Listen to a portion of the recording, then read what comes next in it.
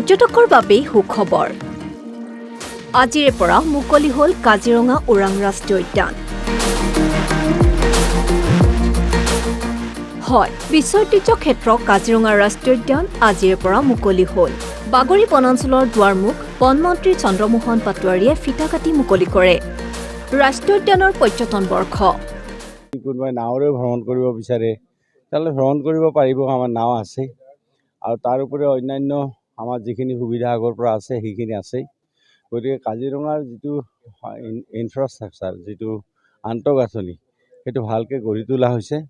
আৰু আমি ভাবোঁ যে টুৰিষ্টসকলৰ কোনো অসুবিধা নহয়। আমি আমাৰ ইয়াৰে জীপ চাফাৰী সন্থা আৰু ৰাইজ আৰু আপোনালোকৰ বিশেষকৈ প্ৰেছক আমি আপোনাসকলৰ সহযোগ বিচাৰিছোঁ। লগতে উপস্থিত থাকে কৃষি মন্ত্ৰী অতুল বৰা, পৰিবহণ মন্ত্ৰী কেশৱ মহন্ত, সাংসদ কামাখ্যা প্ৰসাদ তাছাৰ, লগতে কাজিৰঙা ৰাষ্ট্ৰীয় সঞ্চালককে ধৰি বহু গণ্যমান্য ব্যক্তি। বাগৰি বনাঞ্চলৰ লগতে মুকলি কৰা হয় কহৰা আৰু বুঢ়া পাহাৰ বনাঞ্চলো। জীপ চাফাৰীৰে আৰম্ভ 2024-25 বৰ্ষৰ পৰ্যটন বৰ্ষ।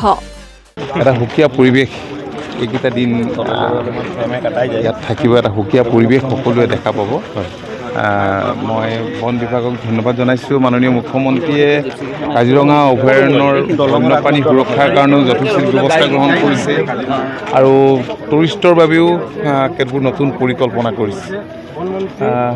আপোনালোকে জানে যে টুৰিষ্ট যিমানে আহে সিমানেই আমাৰ ৰাজহো বৃদ্ধি পাব আৰু প্ৰত্যক্ষ বা পৰোক্ষভাৱে স্থানীয় যুৱক যুৱতী ৰাইজ উপকৃত হ'ব। দুৱাৰ মুকলিৰ পিছত জীপ চাফাৰী কৰে মন্ত্ৰী কেইগৰাকীয়ে।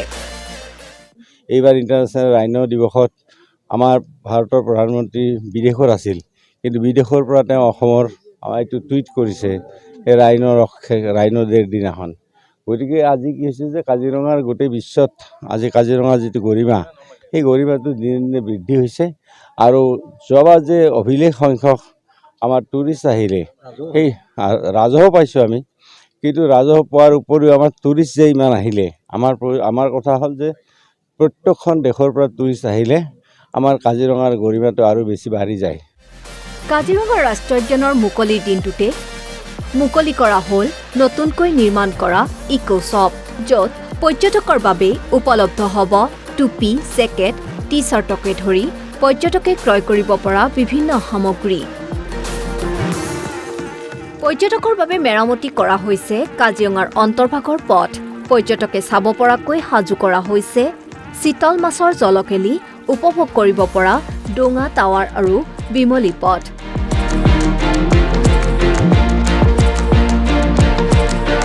ইপিনে পৰ্যটকৰ বাবে আজি আনুষ্ঠানিকভাৱে মুকলি হ'ল ওৰাং ৰাষ্ট্ৰীয় উদ্যান তথা ব্যাঘ্ৰ প্ৰকল্প।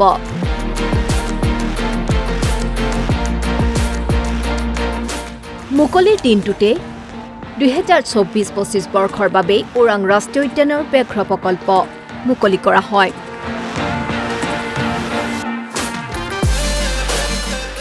(2080 কিলোমিটাৰ আগুৰি থকা উদ্যানখনত বৰ্তমান বাঘৰ সংখ্যা প্ৰায় 28টা আৰু গড় প্ৰায় 125টা আছে বুলি জানিব পৰা গৈছে।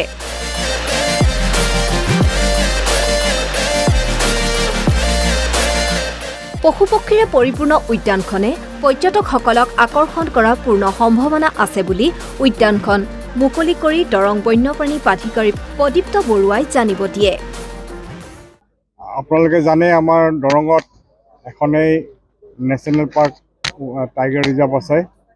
সেইটো কাৰণে মই দৰংবাসীক এটা গৌৰৱৰ কথা যে আমাৰ যিটো ওৰাং আছে, ওৰাংখন ব্যাঘ্ৰ প্ৰকল্প 2016 চনত ঘোষণা কৰা হৈছে। তাৰপিছত এতিয়া বৰ্তমান আমাৰ পৃথিৱীৰ ভিতৰত হায়েষ্ট ডেঞ্চিটি আমাৰ টাইগাৰ আছে। সেইটো আমাৰ দৰং লগতে আমাৰ অসমবাসীৰ কাৰণে গৌৰৱৰ বিষয়। বোকাখাতৰ পৰা জিন্তু কুৰ্মী, দলগাঁৱৰ পৰা ৰিকি দাস, কলিয়াবৰৰ পৰা Bikash Barua report, NB news.